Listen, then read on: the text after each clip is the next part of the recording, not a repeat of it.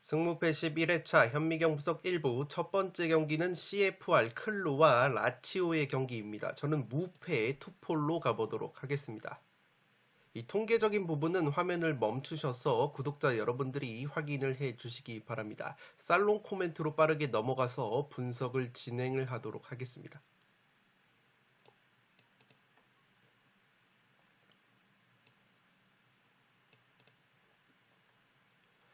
살롱 코멘트로 정리를 해드리면 라치오 같은 경우에는 비기기만 해도 유로파 컨퍼런스 리그 16강행을 확정을 하는 상황이기 때문에 상당히 유리한 고지라고 보시면 되겠습니다. 이미 지난 1차전 맞대결에서 라치오가 전반 15분 만에 퇴장자가 발생해서 이변이 나올 뻔한 경기였는데 라치오가 10명이 싸웠음에도 불구하고 주포 공격수 임모빌레 선수의 환상적인 발리슛으로 결승골을 넣으면서 1대0 리드를 끝까지 지켜냈기 때문에 이 체급 차이가 좀 나는 매치업이라고 보시면 되겠습니다. 임모빌레 선수가 클로와의 1차전 결승골을 비롯해서 주말 리그 경기에서도 2골을 넣으면서 골 감각을 끌어올린 점 역시 라치오로서는 상당히 고무적이라고 할 수 있겠습니다. 다만 라치오 같은 경우에는 올 시즌 유럽 대항전 원정 경기에서 3경기 1무 2패로 승리가 없고 현재 자국 세리에A에서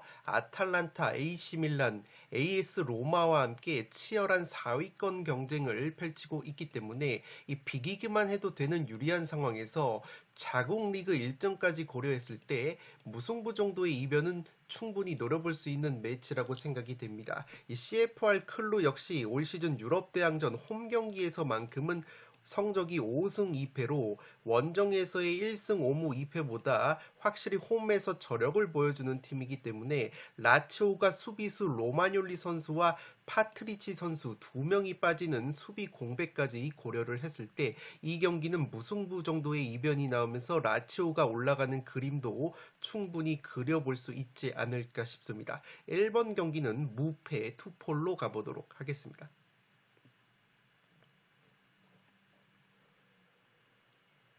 두 번째 경기는 드니프로와 라르나카의 경기인데 단통 무승부로 가보도록 하겠습니다. 드니프로 같은 경우에는 우크라이나 리그 선두를 달리고 있고 라르나카는 키프로스 리그 선두를 달리고 있습니다. 우크라이나 리그는 웨파 랭킹이 16위고 키프로스 리그는 21위이기 때문에 우크라이나 쪽이 다소 체급이 높다고 보시면 되겠는데 이 맞대결 전적에서 드니프로와 라르나카가 3번이나 맞붙었는데 올 시즌 라르나카가 3번 모두 승리를 거뒀기 때문에 이 키프로스 리그 선두를 달리고 있는 라르나카가 의외로 체급이 드니프로와 밀리지 않는 부분이 있다고 보시면 되겠습니다.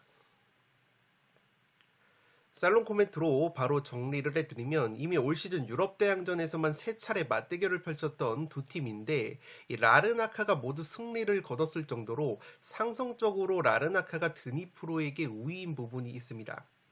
다만 제가 무승부로 가는 이유는 이 라르나카가 주전 공격수 알트만 선수와 왼쪽 측면 자원인 기우르크스 선수가 최근 부상 여파로 빠져 있다고 보시면 되겠습니다. 이 두 선수가 최근에 부상 여파로 4경기를 결장을 한 라르나카이기 때문에 조금은 전력 누수라고 보시면 되겠는데 물론 직전 맞대결에서 라르나카가 1대0으로 승리를 거뒀을 때도 이 두 선수가 없었기 때문에 이 두 선수가 빠지는 것은 그렇게까지 큰 전력 누수가 아닐 가능성이 좀 더 높다고 보시면 되겠지만 그래도 올 시즌 초반에 두 팀이 유로파리그 무대에서 맞대결을 펼쳤을 때 라르나카의 이 두 선수들이 나란히 득점을 하면서 2연승을 이끈 바 있기 때문에 충분히 이 두 선수가 원정에서 결장이 또다시 된다면 라르나카도 공격 쪽에 누수가 있을 가능성이 높아 보입니다.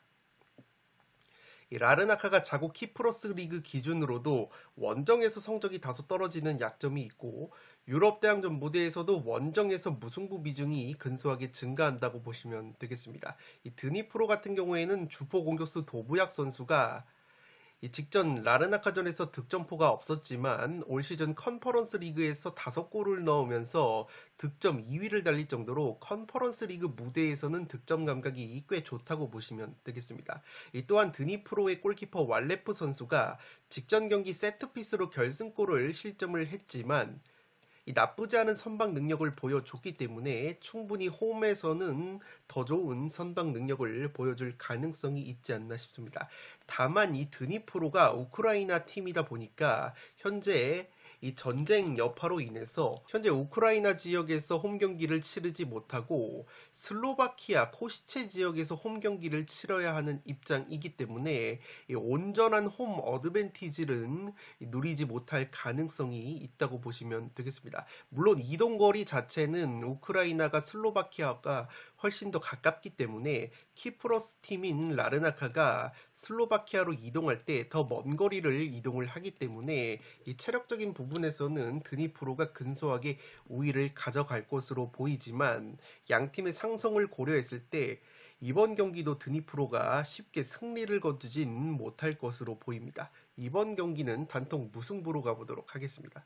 세 번째 경기는 파르티잔과 셰리프티의 경기인데 승무 투폴로 가보도록 하겠습니다.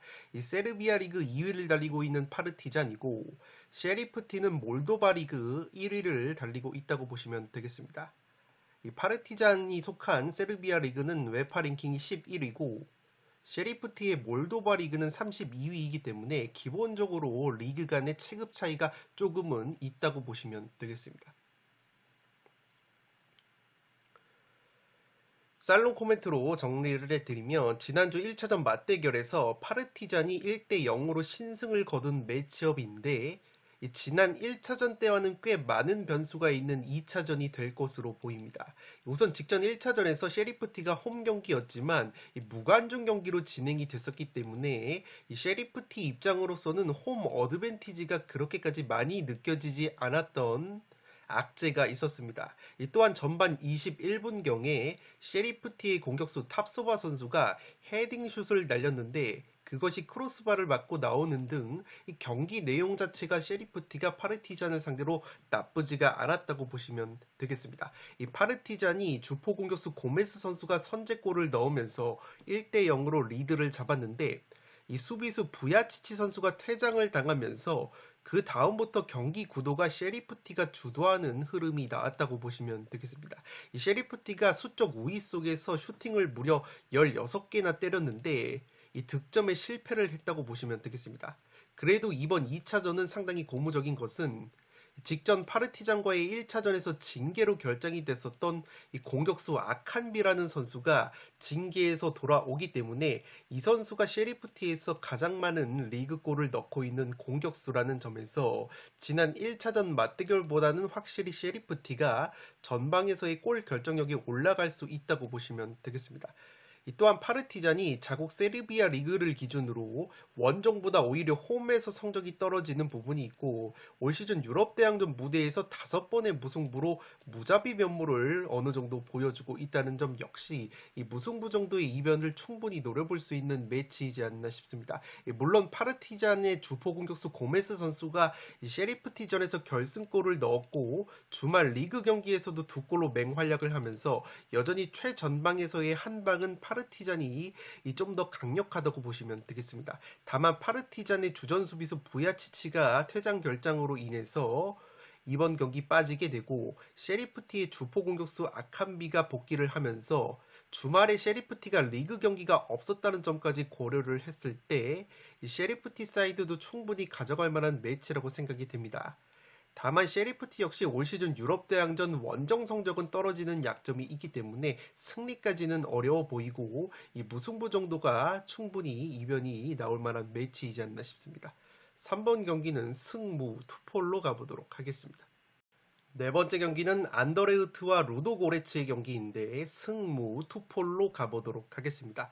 안더레우트가 벨기에 리그 9위를 달리고 있고 루도고레츠는 불가리아 리그 2위를 달리고 있는데 이 벨기에 리그가 웨파 랭킹이 8위이고 불가리아 리그는 26위이기 때문에 리그 간 체급 차이는 조금은 난다고 보시면 되겠습니다. 살롱 코멘트로 정리를 해드리면 직전 루도고레츠전에서 0대1로 아쉽게 패배를 했던 안더레우트인데 경기 내용 자체는 안더레우트가 훨씬 더 주도한 부분이 있다고 보시면 되겠습니다.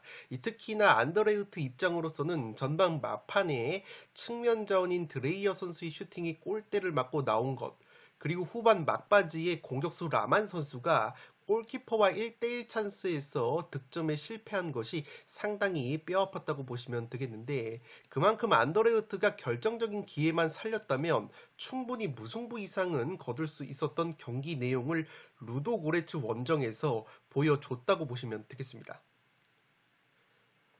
최근에 안더레우트의 공격을 이끌고 있는 것은 바로 오른쪽 측면이라고 보시면 되겠는데, 이 오른쪽 측면의 드레이어 선수와 오른쪽 풀백인 무릴로 선수가 이번 주말 리그 경기에서도 한 골씩 넣으면서 굉장히 좋은 모습을 보여줬는데, 이 무릴로 선수가 이번 경기는 경고 누적으로 결장이 되기 때문에 안더레우트가 자랑하는 오른쪽 측면 파괴력이 조금은 약화가 될 가능성이 있다고 보시면 되겠습니다. 또한 안더레우트의 왼쪽 측면에는 아무주라는 선수도 있는데, 이 선수도 주말 리그 경기에 결장이 됐기 때문에 이번 루도고레츠전 출전 여부가 불투명하다는 점에서 전반적으로 양쪽 측면 공격력 저하가 우려가 되는 안더레우트라고 보시면 되겠습니다.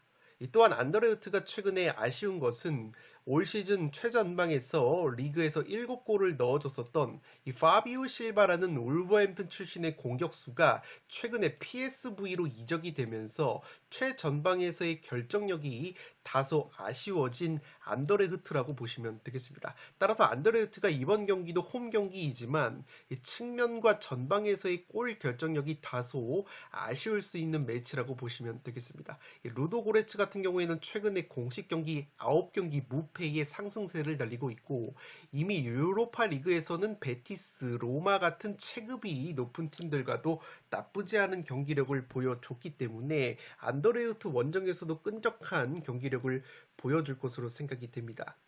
이 루도 고레츠가 유럽 대항전에서 원정 성적이 홈보다 많이 떨어지는 약점이 있지만, 앞서 말씀을 드린 것처럼 베티스, 로마 같은 강팀들과 치렀던 원정 경기였기 때문에 그러한 부분은 정상 참작이 가능할 것으로 보입니다. 따라서 1차전 경기 내용적으로 안더레우트가 좋았던 점과 홈 어드밴티지를 고려하면 안더레우트의 승리 가능성이 여전히 높아 보이지만, 안더레우트의 측면 공격 누수 및 최근 파비오 실바의 이적에 따른 최전방 골 결정력의 아쉬움, 그리고 루도 고레츠의 최근의 무패 행진 상승세까지 고려한다면 이 무승부는 충분히 받쳐볼 만한 매치라고 생각이 됩니다. 4번 경기는 승무 투폴로 가보도록 하겠습니다. 5번 경기는 미트윌란과 스포르팅의 경기인데 과감하게 단통 무승부로 가면서 이변을 노려보도록 하겠습니다. 폴더스의 여유가 있으신 분들은 스포르팅의 승리까지 받쳐보실 것을 추천드리도록 하겠습니다. 미트윌란 같은 경우에는 현재 덴마크 리그 4위를 달리는 팀이고, 스포르팅은 포르투갈 리그 4위를 달리고 있다고 보시면 되겠습니다. 이 덴마크 리그가 웨파 랭킹이 17위이고 포르투갈 리그가 7위이기 때문에 리그 간 체급 차이가 어느 정도 난다고 보시면 되겠습니다.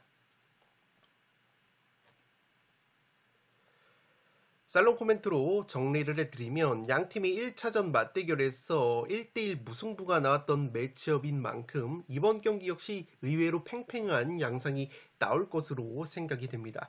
양팀 모두 주전 수비형 미드필더의 공백이 있지만 중원 공백이 더 커 보이는 쪽은 미트윌란이라고 보시면 되겠는데, 이 미트윌란 같은 경우에는 지난 1차전 맞대결에서 활약을 했었던 수비형 미드필더 마르티네즈 선수가 경고 누적으로 결장이 되고, 이 스포르팅 같은 경우에는 최근에 모리타 선수가 빠져 있지만 이 선수 같은 경우에는 지난 미트윌란과의 1차전에서 결장이 됐었던 선수라고 보시면 되겠습니다.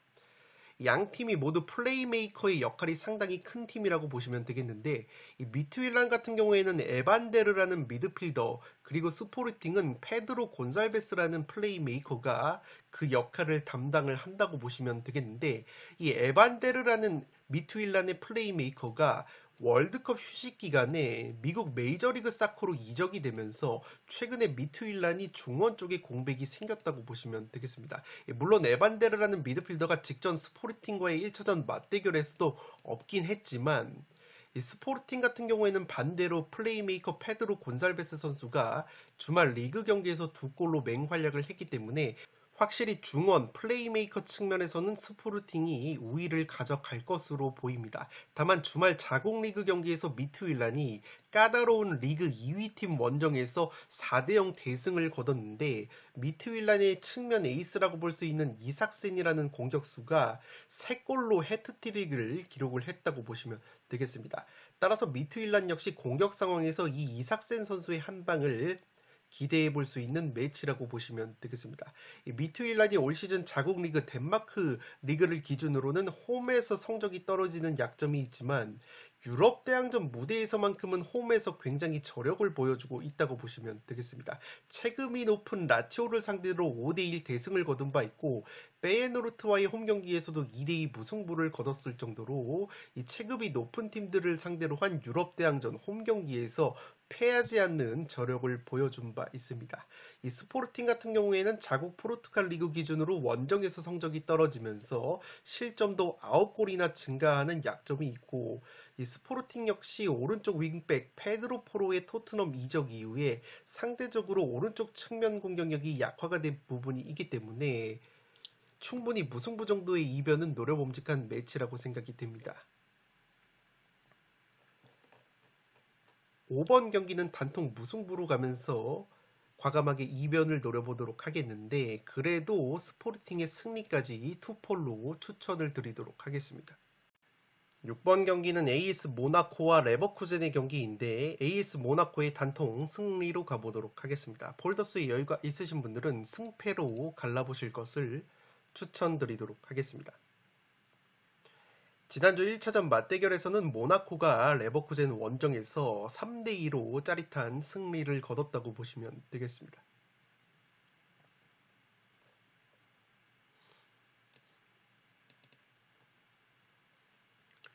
살롱 코멘트로 정리를 해드리면 직전 1차전 맞대결에서 레버쿠젠이 선제 실점을 상대의 전방 압박에 골키퍼가 허무하게 공을 빼앗기면서 실점을 당했다고 보시면 되겠고 후반 추가 시간 막판에 모나코가 쐐기골을 넣은 것 역시 이 중거리 슛 원더골이었기 때문에 다소 운이 따르지 않았었던 레버쿠젠이라고 보시면 되겠습니다. 이 경기 내용 자체는 레버쿠젠이 밀렸던 경기가 아닌데 한 가지 변수는 이 레버쿠젠이 핵심 측면 공격수인 무사 디아비 선수가 근육 부상 여파로 이 모나코전에서 후반전에 교체 아웃이 됐다고 보시면 되겠습니다. 이 디아비 선수가 주말 리그 경기에서도 결장이 됐었기 때문에 이번 경기 만약에 디아비 선수가 회복을 하지 못한다면 레버쿠젠 쪽 공격 누수가 상당히 심할 것으로 생각이 됩니다.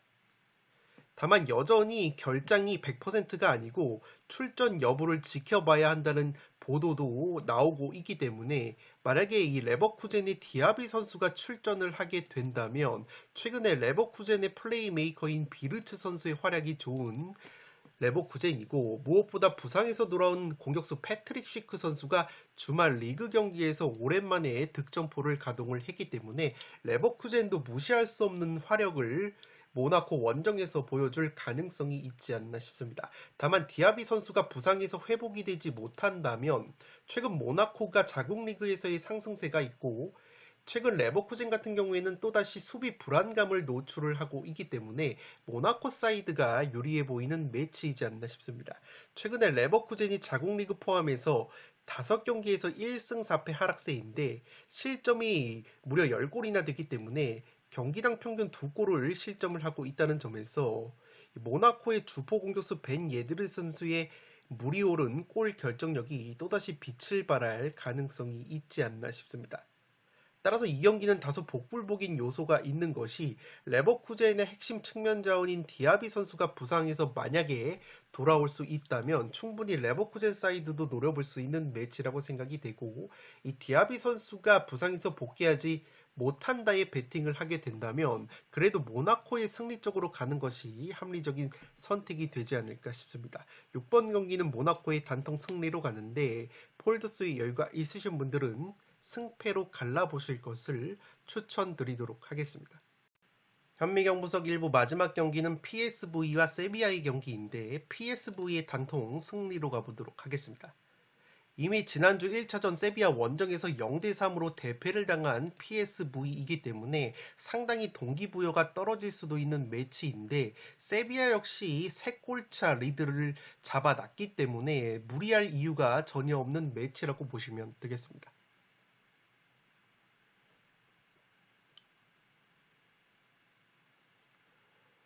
살롱 코멘트로 정리를 해드리면 이 경기는 이미 세비야가 홈에서 1차전 3대0 완승을 거뒀기 때문에 세비야가 PSV 원정에서 대패만 당하지 않으면 올라갈 수 있는 상당한 유리한 입장이라고 보시면 되겠습니다. 양팀 모두 최근에 자국 리그에서 순위 경쟁이 굉장히 치열한 상황이고 어느 정도 세비야 쪽으로 이미 기운 매치업이기 때문에 PSV도 어느 정도 의지를 갖고 경기에 임할지 상당히 미지수라고 보시면 되겠습니다. 다만 이번 경기 세비야가 주전 미드필더 구데이 선수가 경고 누적으로 결장이 되고 백업 측면 자원인 라멜라 선수 역시 경고 누적으로 결장, 그리고 베테랑 미드필더 라키티치 선수가 질병 여파로 출전 여부가 불투명하다는 소식이 있기 때문에 세비야가 중원과 측면 쪽에 공백이 예상이 된다고 보시면 되겠습니다.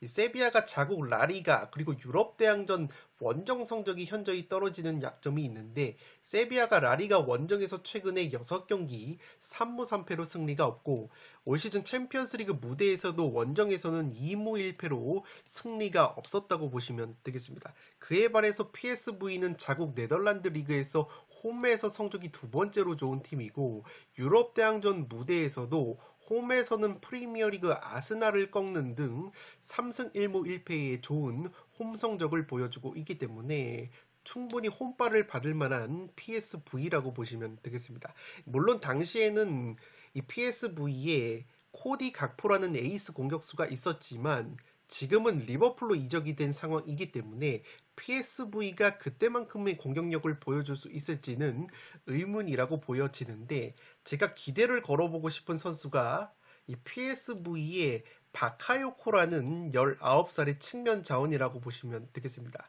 이 선수가 최근에 자국 네덜란드 리그 2경기에서 2경기 연속골로 상당히 좋은 활약을 보여줬는데 이 선수가 드리블과 마무리 능력이 상당히 뛰어나다고 보시면 되겠습니다. 이 선수 같은 경우에는 지난 세비야와의 1차전에서 벤치에는 이름을 올렸는데 결장이 됐었기 때문에 이번 홈 경기에서 최근에 컨디션이 좋은 이 바카요코 선수가 깜짝 출전을 하면서 활약을 해준다면 PSV도 특유의 홈발을 받을 만한 매치라고 보시면 되겠습니다. 다만 PSV가 3골차 이상의 승리는 어려워 보이기 때문에 한 골차 혹은 두 골차로 승리를 거두면서 세비야가 최종적으로 올라가는 그림이 그려지지 않나 싶습니다. 7번 경기는 PSV의 단통 승리로 가보도록 하겠습니다. 네, 이것으로 승무패 11회차 현미경 분석 1부를 모두 마치도록 하겠습니다. 저는 잠시 쉬었다가 나머지 8번부터 14번 경기는 2부에서 빠짐없이 분석을 진행을 해드리도록 하겠습니다. 영상이 도움이 되신 분들은 좋아요와 구독 버튼을 눌러주시면 풋볼살롱 채널에 크나큰 힘이 됩니다. 구독 버튼 옆에 종 모양의 알림 설정을 해주시면 그 누구보다 빠르게 양질의 축구 승무패 포르투 관련 분석 컨텐츠를 만나보실 수 있습니다. 지금까지 풋볼 살롱이었습니다. 감사합니다.